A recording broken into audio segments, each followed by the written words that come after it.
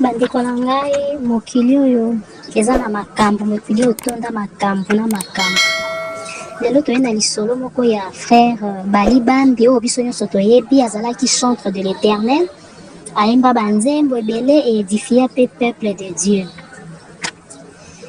Le frère Bali Bambi azalaka na mwasi na ye oyo ya liboso do babalanaka na kombo ya Mama Agnès. Oui, Maman Agnès. Donc, tant que bali, donc frère azalaki na ba position te. Donc frère azalaki na eloko te. Donc Maman Agnès a supporta le frère, a supporta ti bavanda. Frère Kindumba na Kindumba. Donc tango nyonso kobeta mwasi donc kosala makambo oyo donc eza elengi te. Tango yazovanda na mwasi na ye, le frère akenda kotia kosente libanda. Nde Mama Agnès donc lokola mwasi esalaka ye bien te, to esala ye pasi, donc a reproché mobali. A reproché ye tout, donc tala papa loko esali eza malamu te, boye. Donc le frère atomboka abeta mwasi. Donc chaque fois kobeta mwasi bakuba.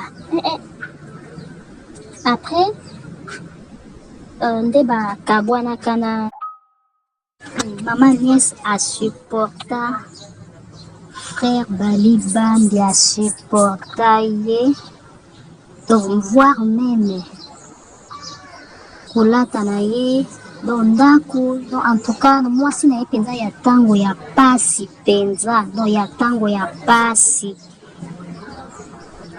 Donc nde esalaka ke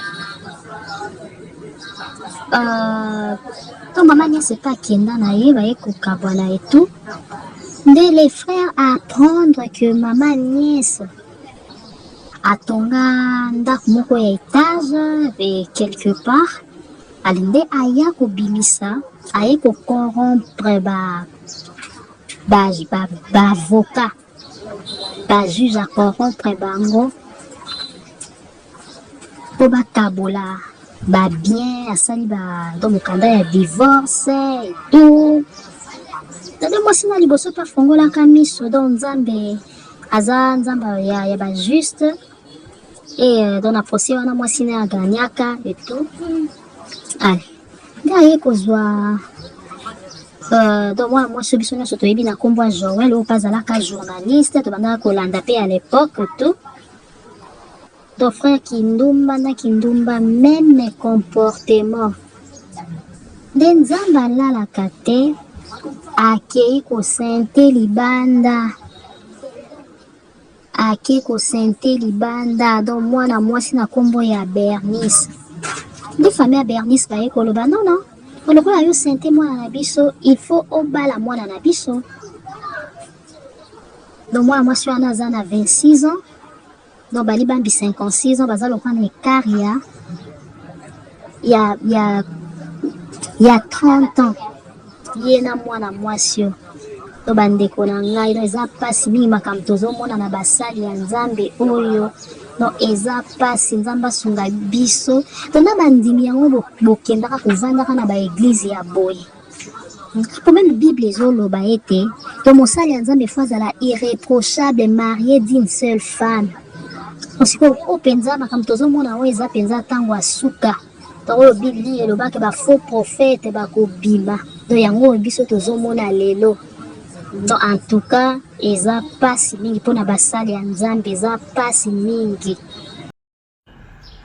Alors j'aimerais répondre à cette question qui revient tout le temps. Maman Joël, est-ce que yo qui travaillait à Mirador Télévision? Oui, c'est bien moi. C'est vrai qu'aujourd'hui j'ai pris du poids, j'ai pris de l'âge et on a pas mal de responsabilités, mais je reste la même. Joël Maloukeikam, c'est bien moi. Maman, ne suivez pas ce vent de divorce là.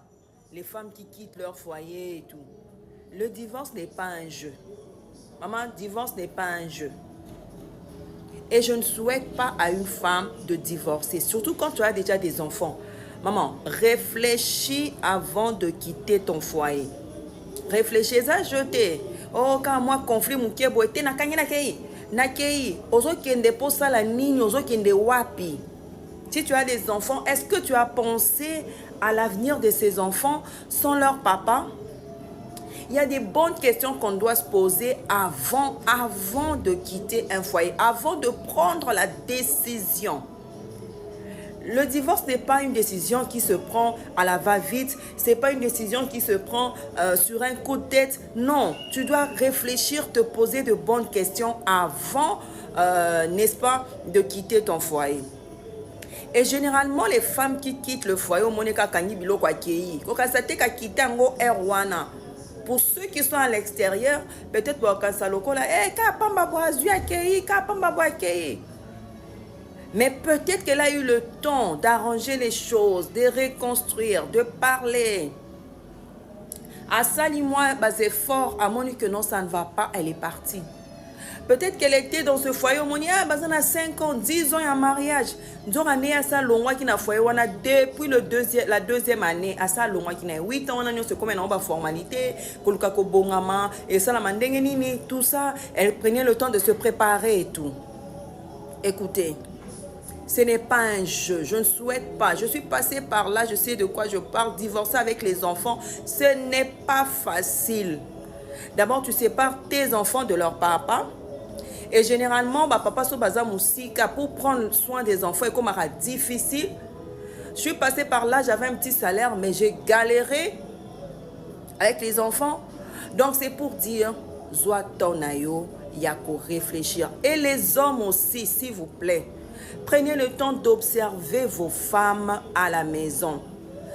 Un homme mature, responsable, saura que non. Moi, si nanda ko a un problème. En Lucas solution, en Lucas boye. Que quand vous avez déjà épousé une femme beauté nanda, c'est fini, c'est un acquis. C'est à elle maintenant de faire des efforts pour garder son mariage. Parce que le mariage est bénéfique pour la femme. Pour certains hommes, et lui, il fait rien pour abattre la libala. Et c'est là où le bas blesse. Écoutez, Ruth dit à ses belles-filles, ma belle-fille n'a perdre Mibali Nabango, qui était ses fils et tout. Non, Naomi. Bango, que l'Éternel vous donne de trouver du repos dans la maison de vos maris. C'était le souhait de Naomi pour ses ex-belles-filles. Alors, on se sépare que Nzambe asala que vous trouvez repos dans la maison de vos maris. C'est-à-dire la stabilité, la paix, tout ça, la sécurité. Mais les hommes, posez-vous cette question. Est-ce que vos épouses trouvent du repos auprès de vous? Est-ce que, Yomo, en tant que responsable, tu donnes du repos, de la sécurité, de la stabilité à ton épouse? Et si tu es un observateur, tu sauras que ma femme, elle est ici physiquement, mais émotionnellement, elle commence déjà à me quitter. Sorry. Alors, je dois faire des efforts pour la reconquérir. Mais malheureusement, vous n'êtes pas observateur, vous ne faites aucun effort. Et Boé Barnabino est l'autre côté. Et quand elle te quitte, et pourtant, il y avait tant ezalaki, makambo ezalaki.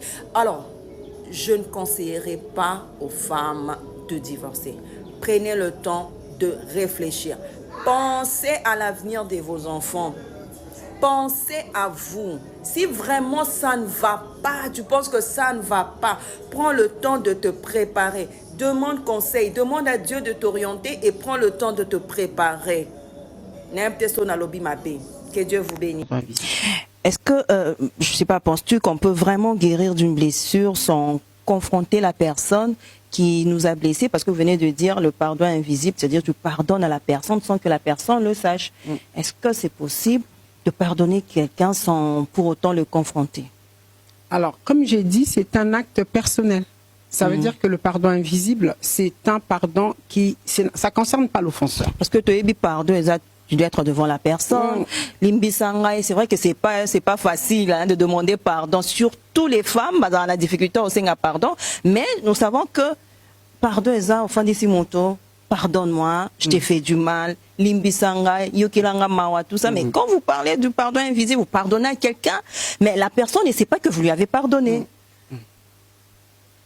Alors, je vais répondre à cette question en disant que j'ai pointé en disant que c'est un pardon silencieux. Ok. C'est un pardon désintéressé.